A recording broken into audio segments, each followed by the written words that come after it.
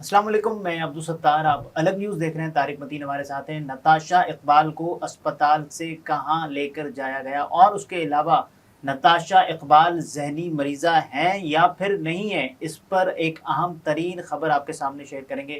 لیکن اس سے پہلے آپ سے درخواست ہے، چینل کو سبسکرائب کریں، سبسکرائب کرنے کے ساتھ ساتھ گھنٹی ضرور بجا دیجیے گا۔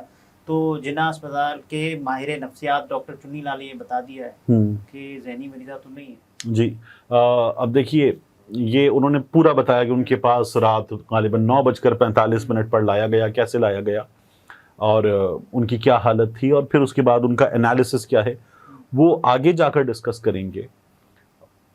نتاشا کو بھیج دیا گیا ہے اب 14 روزہ جوڈیشل ریمانڈ پر جیل۔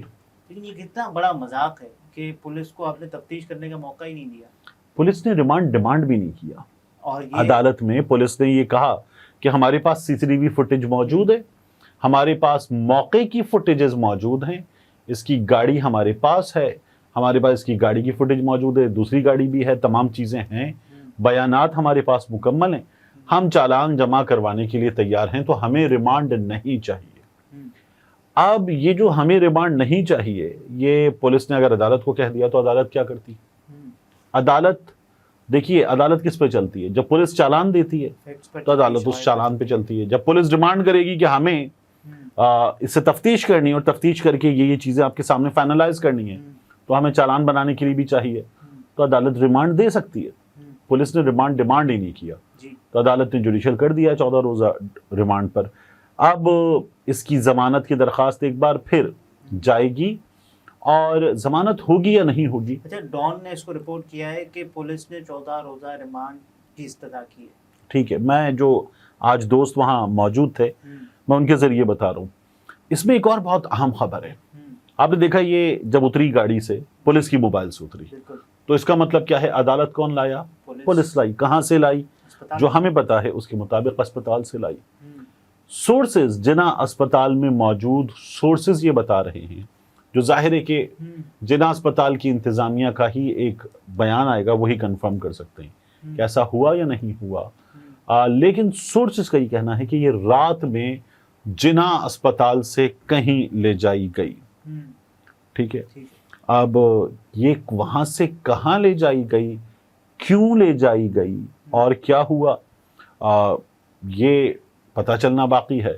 سورسز کا یہ کہنا ہے کہ وہاں جہاں یہ لے جائی گئیں، جہاں بھی، اس کا پرپس جو تھا وہ یہ تھا کہ یہ ان کو ایک تسلی دی جا سکے، تو ممکنہ طور پر فیملی کے لوگوں کے درمیان اس کو اسپتال سے نکال کر لے جایا گیا۔ یہ ابھی تک مصدقہ نہیں ہے، سورسز کے مطابق ہے۔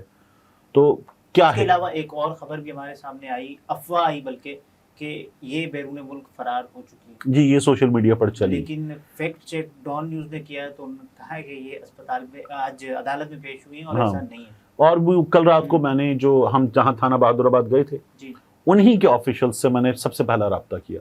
میں نے کہا یہ چل رہا ہے، اور میں نے ایک اسکرین شاٹ بھی ان کو دکھایا، تو میں نے کہا یہ بتا دیجیے۔ انہوں نے کہا یہ بالکل غلط ہے، یہ بیرون ملک نہیں گئی۔ پھر اس کے بعد میں نے اس تھانے سے آگے جا کر پولیس میں کچھ سینئر آفیشل سے پوچھا، انہوں نے کہا یہ بالکل غلط ہے۔ تو یہ اسی وقت آگے تھا، لیکن یہ سوشل میڈیا پر چل رہا تھا ایک اسکرین شاٹ کی شکل میں، اور اس میں یہ بھی بتایا جا رہا تھا کہ 2-2 کروڑ روپے فیکس جو مقتولین ہیں ان دونوں کے لیے ان کے خاندان کو ادا کر دیے گئے ہیں، اور زخمیوں کے لیے 50 لاکھ روپے ادا کر دیے گئے ہیں۔ یہ خبر آئی تھی۔ اب یہ بھی ابھی تک کی معلومات کے مطابق درست نہیں ہے، لیکن ایک اور چیز ہوئی ہے، مقتولین کے خاندان سے پہلا رابطہ کر لیا گیا ہے۔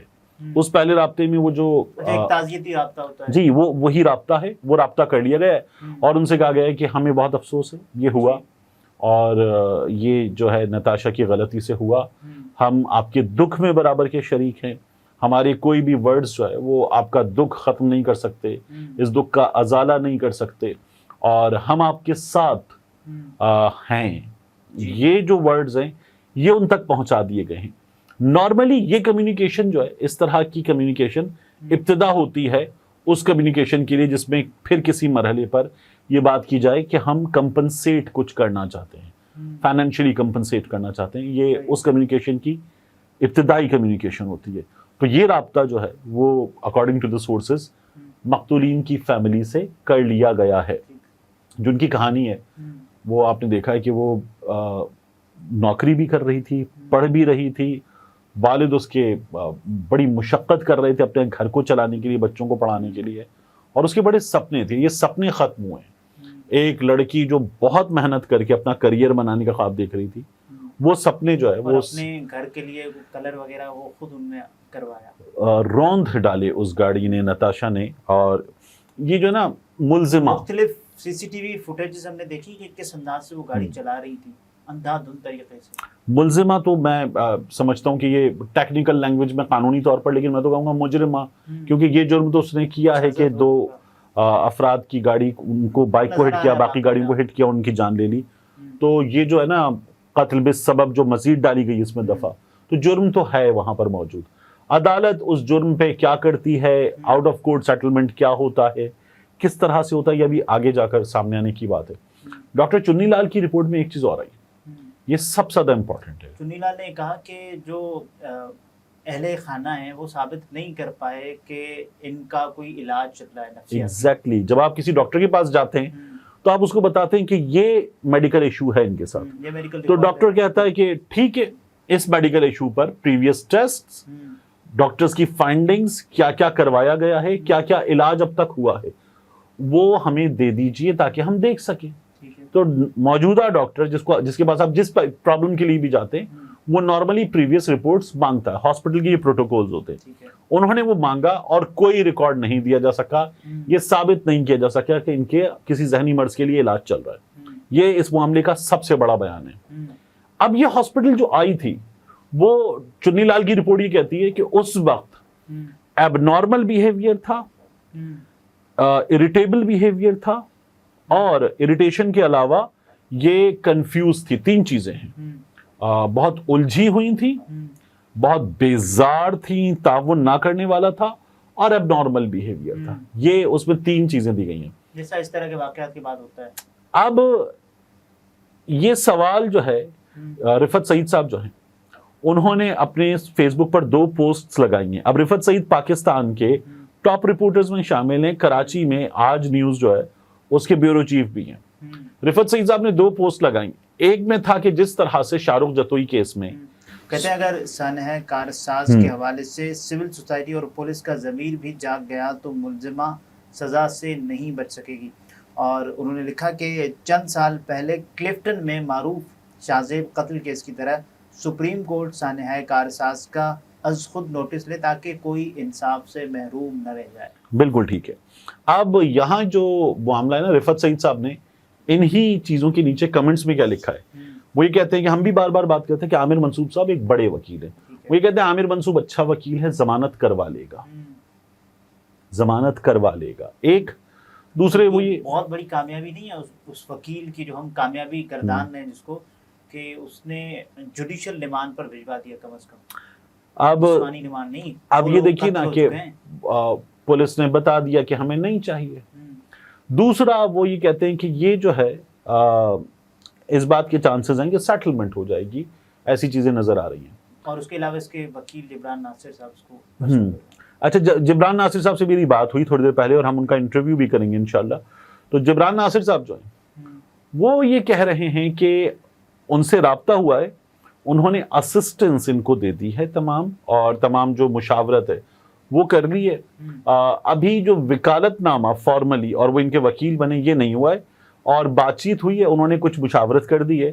اگر وہ خاندان کہے گا تو یہ وکالت کے لیے تیار ہیں. یہ جبران ناصر صاحب سے تھوڑی دیر پہلے میری بات ہوئی ہے تو انہوں نے بتایا. اب اس معاملے میں ایک خبر کہ یہ رات کو نکلی تھی, اس کا جواب آنا چاہیے. دوسرا میں آپ سے کہہ رہا تھا کہ آغا خان ہاسپٹل کو بتانا چاہیے ان کے ایم آر کے ذریعے کہ یہ کیا کچھ ہوا ہے اب تک, کیونکہ یہ دعویٰ کیا جاتا ہے کہ ان کا آغا خان ہاسپٹل میں علاج چل رہا ہے, کچھ عرصے سے چل رہا ہے, تو وہاں سے وہ چنی لال کی رپورٹ کو بھی عدالت میں انٹرٹین کیا جائے. ایگزیکٹلی. تو یہ تمام چیزیں ہیں, یہ بڑی امپورٹنٹ ہیں. اب یہ جو قتل بالسبب ڈالی گئی ہے 322, اس کا مطلب کیا ہے؟ اس کا مطلب یہ ہے کہ ہاں عام طور پہ 3 چیزیں ہوتی ہیں, قتل عمد, جانتے بوجھتے قتل کرنا, قتل خطا, اور قتل بالسبب.